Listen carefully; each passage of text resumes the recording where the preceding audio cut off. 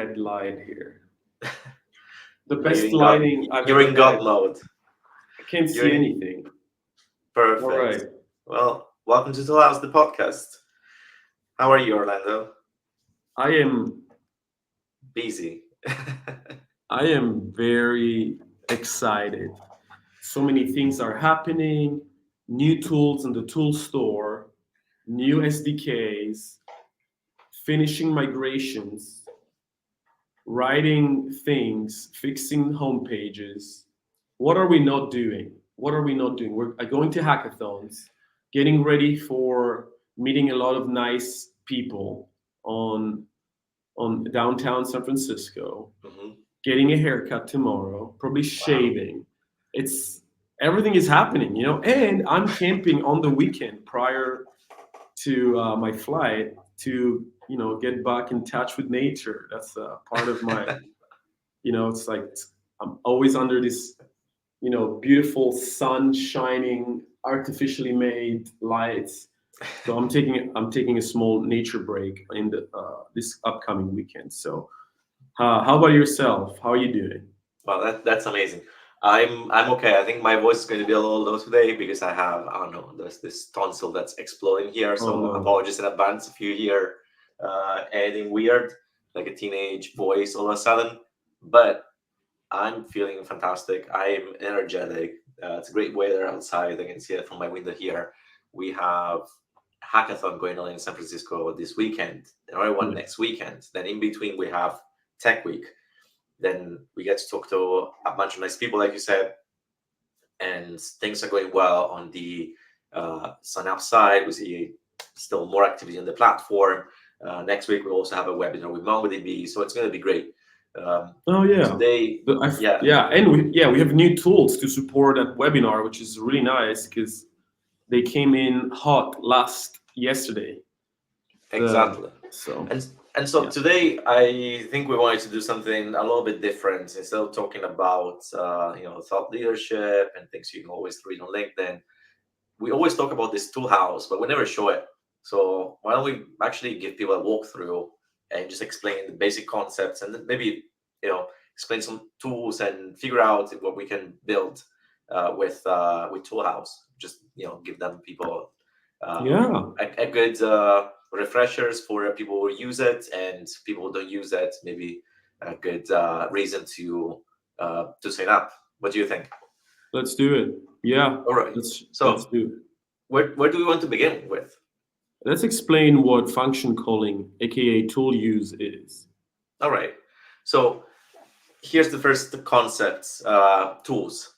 So usually LLMs can um, do a bunch of crazy shit, but they can't do a lot of very crazy shit, like accessing your inbox or getting real-time results from the internet, or even storing your preferences for later use. All the things you have that I described right now, you as a developer need to code it yourself. Make sure that you host it somewhere, that you prompt them. If you change LLM, you need to change all these things.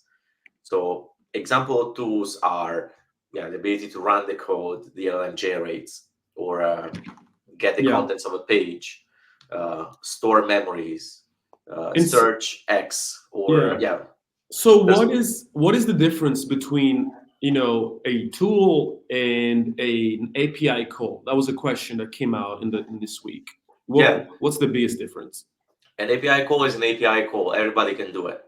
Tools instead are more specialized pieces of code, and they require the code, sure, but they also require the prompt, they require the hosting, they require the speed, because when you run a piece of code and you're on a speech-to-speech model, for example, and you're waiting for a result, you can't let a person hang for like seconds.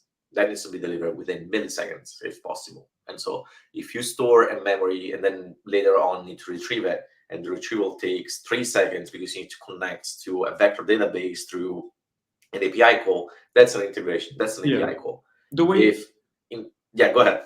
Sorry, I was just gonna say the way I explain it. Usually, it's like an API is just like it does one thing, right? Well, depending on what the API is, but usually the difference is in my head, it's like, and a function calling has two parts. The first part is like the code, and then the second part is the recipe, because the LLM needs to understand the recipe before it can use the code, right? And Yep. so it's more than just one thing, and that's why it's more complicated.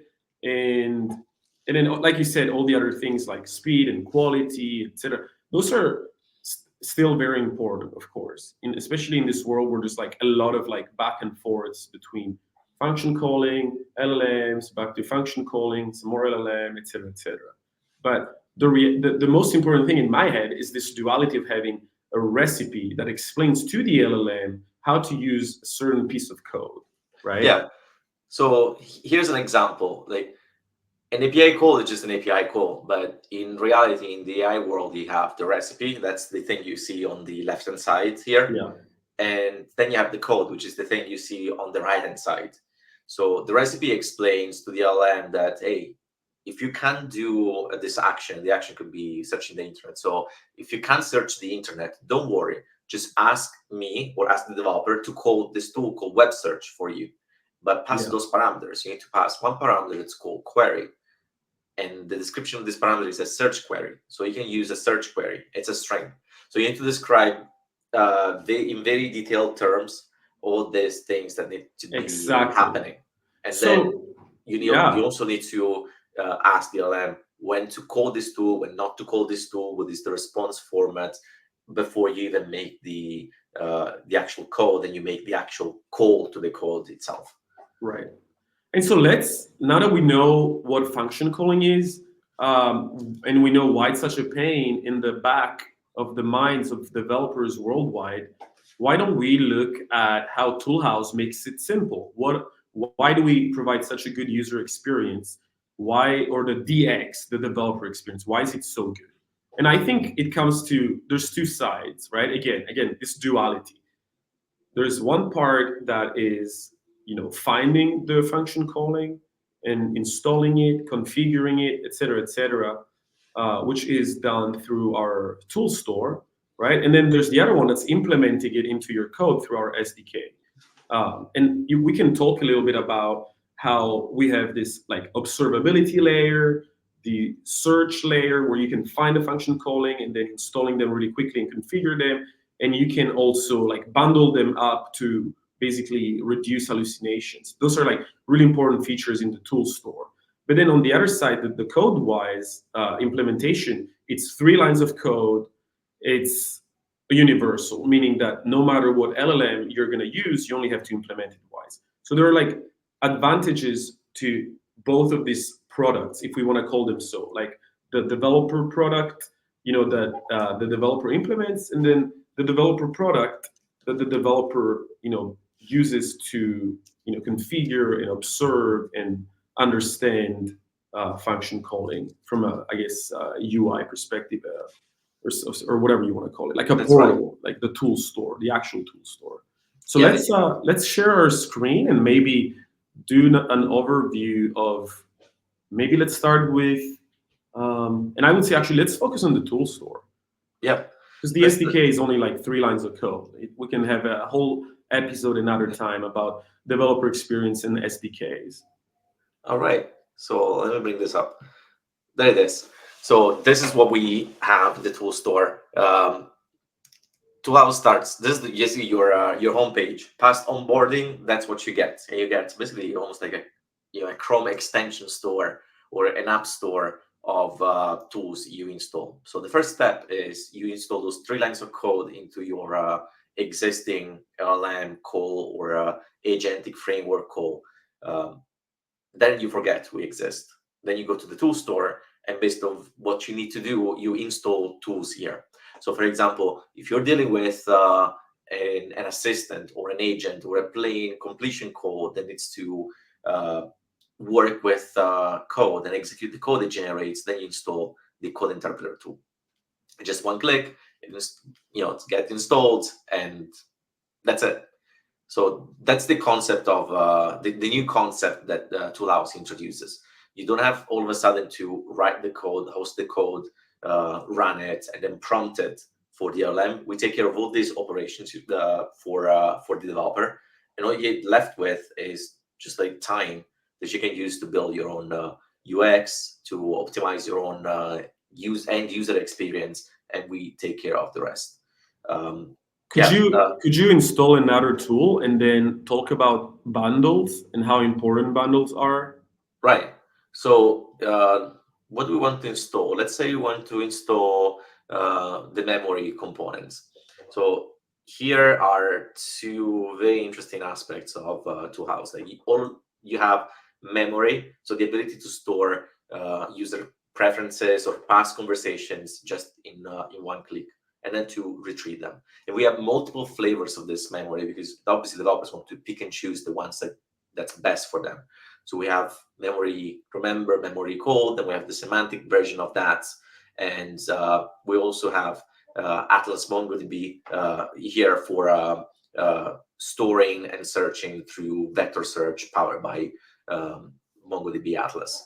That's a So great if selection of memory tools that we have. I right, mean, we know so that there's definitely a lot of like different ways to do memory, and I mean this just shows how finding the right approach and implementation, yeah, it's in the hands of a developer. And yeah. as we build a tool store, we're gonna make sure that it's gonna be easy for developers to find the right implementation, right? Yeah, I'll keep installing tools here. Install the random emoji picker just to get to All the right, cool. notion of bundles. All Because right, bundles. one of the most asked questions from developers is, okay, I install these tools, but how do I get to pick the tools that DLM can choose, or how do I make sure that DLM doesn't hallucinate on a tool and calls one tool for another?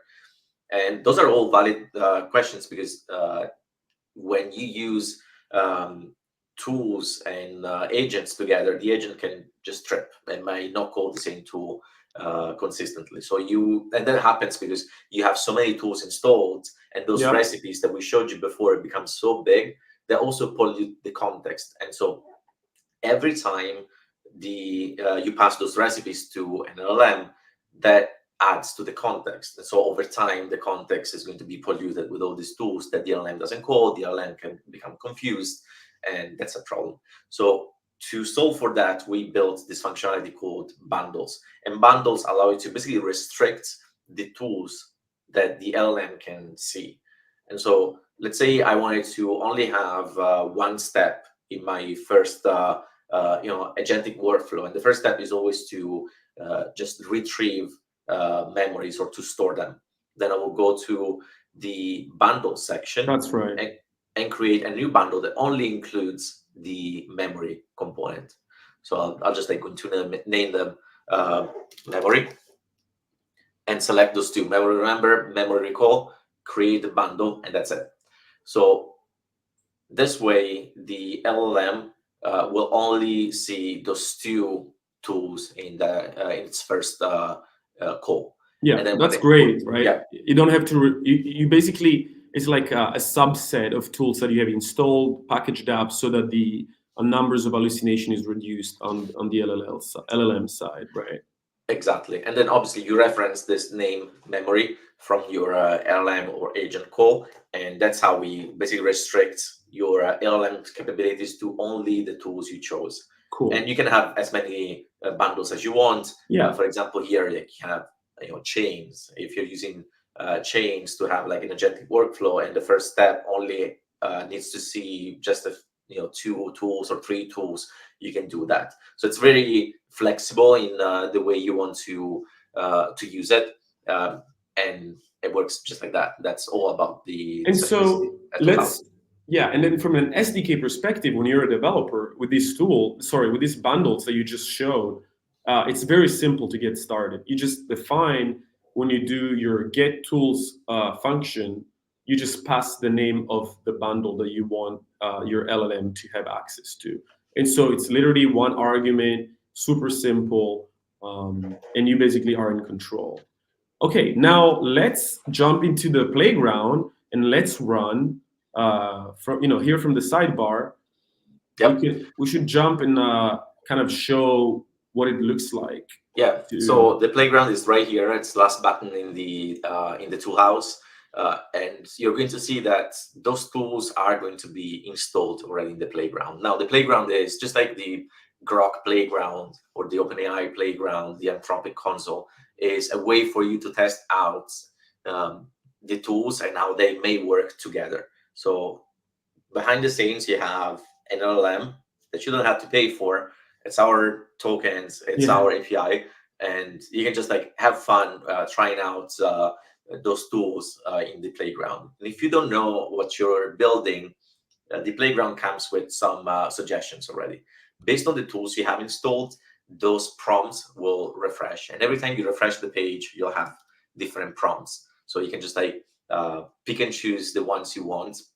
Those are automatically generated. So Yeah. you can see that they will change every time, just to give you some input for creativity. Um, so that's basically Let's try uh, it. yeah. Write a Python script that uses memory fetch to retrieve the last three memory store using memory store, appends a random emoji from random emoji to each memory, and prints out the results. I actually want to try. We have memory store, memory fetch, and random emoji. You know what I want to try? Tell me. Um, I want to see if we can pick, if we can get Toolhouse with Code Interpreter to create an API request to the public GitHub API to get information about my user Okay. and see what we can do, and then maybe store my handle in my GitHub stats. All right. Let's try it. Sounds pretty So exciting. All yeah, what right. I'm going to do is, um, can you write a piece of code that calls the public GitHub API to get information about my um, GitHub username? I am Daniele. Um, when you're done, run it and show me the results. All right. So let's see the magic. Oh wow, it's Okay. fast. So Thank. oh, it's doing it. So yeah, it's basically create now generated the code using it through code interpreter. Now, if you look at this code, uh, you will see that it requires the request library. And so what behind the scene is happening, our code interpreter tool is installing in a virtual sandbox, virtual M, the request library, making the API request to the request library, and then printing the results and sending it back to the code interpreter. And there you go. That's me. Awesome. That's you. Uh, yes, very sad. In like 14 years, I only Wow. gather 44 followers. Um, 13 years on GitHub. That's and not bad. I uh, wonder, yeah. Hey, why don't you ask the LLM when was GitHub, first released? I'm curious.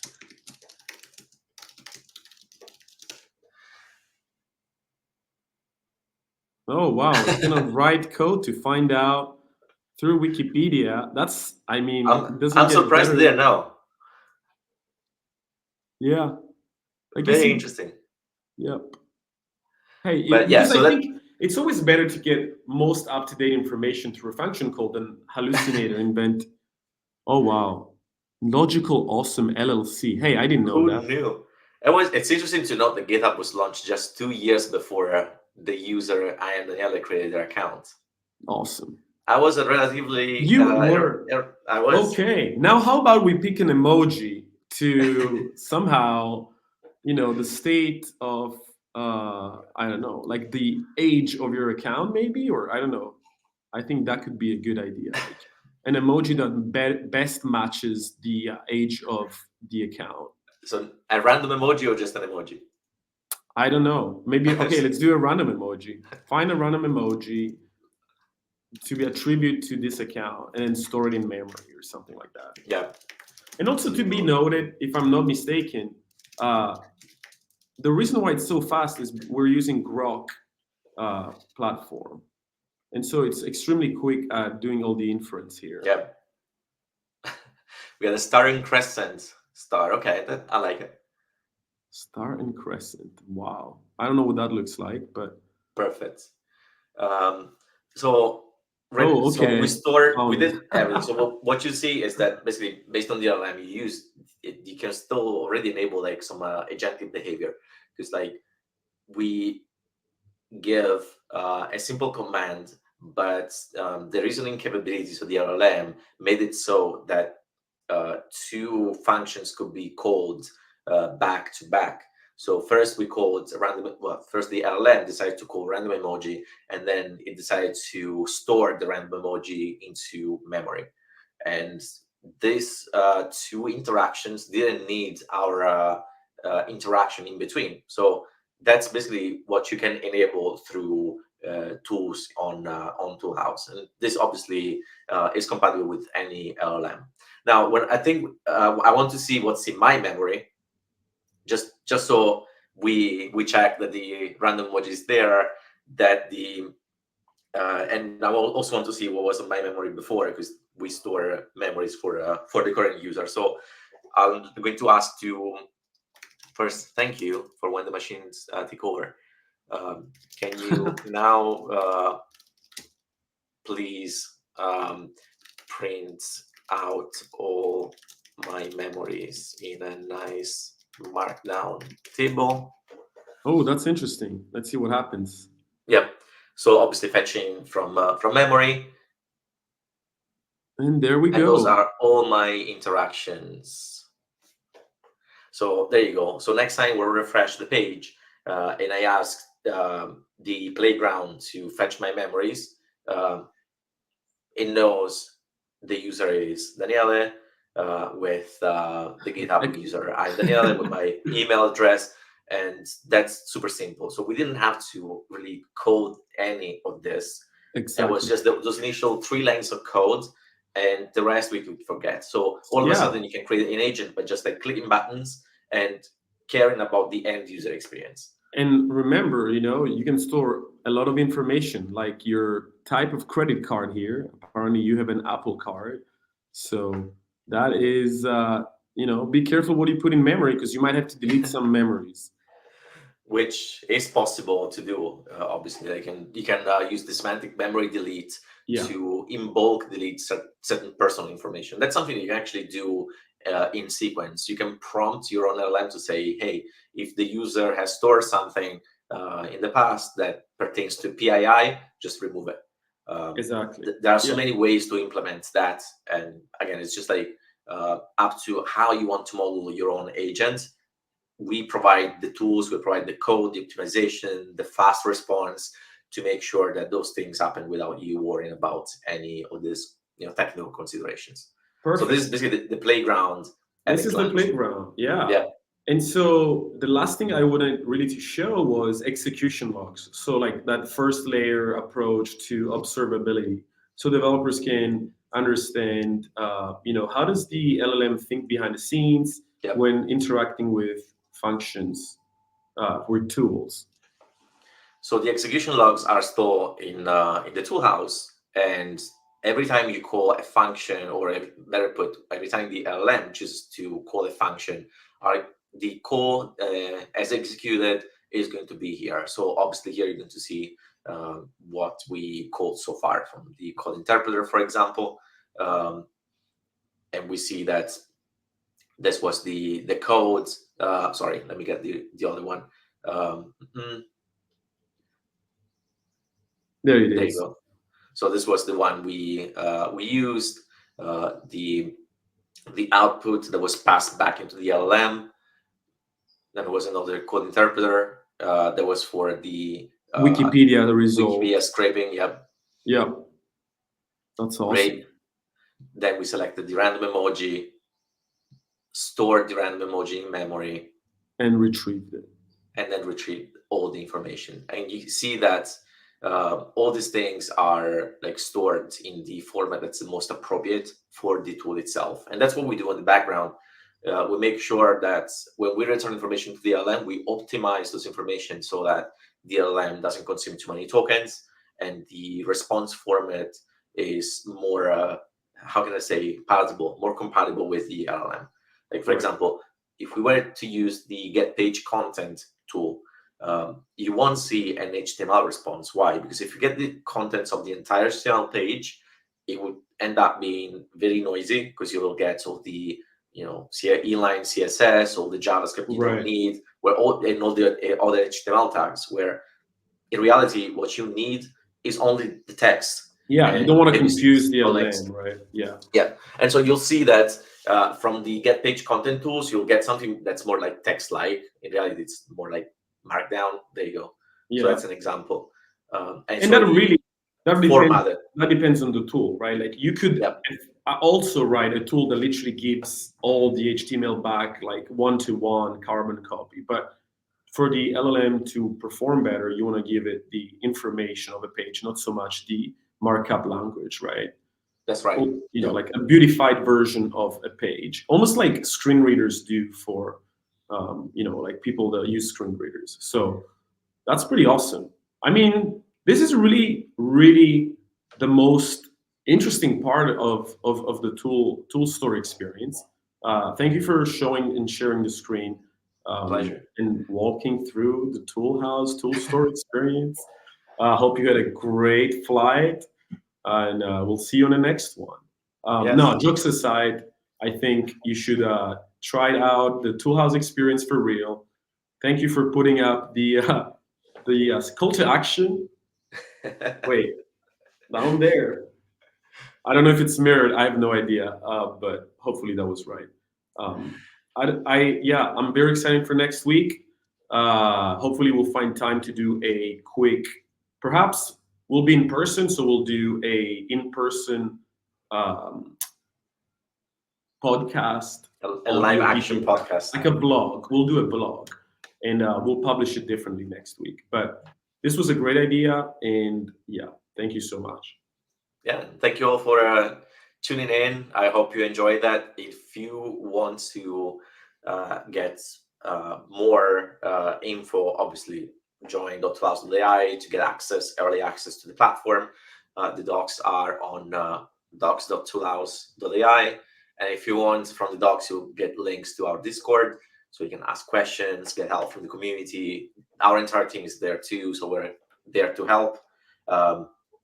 And we can take it from there. Yeah. If you end up actually building something that's super cool, just let us know, and we'll love to feature you on one of the next episodes of this podcast. So let us know. Yeah. See you later. Thank you so much.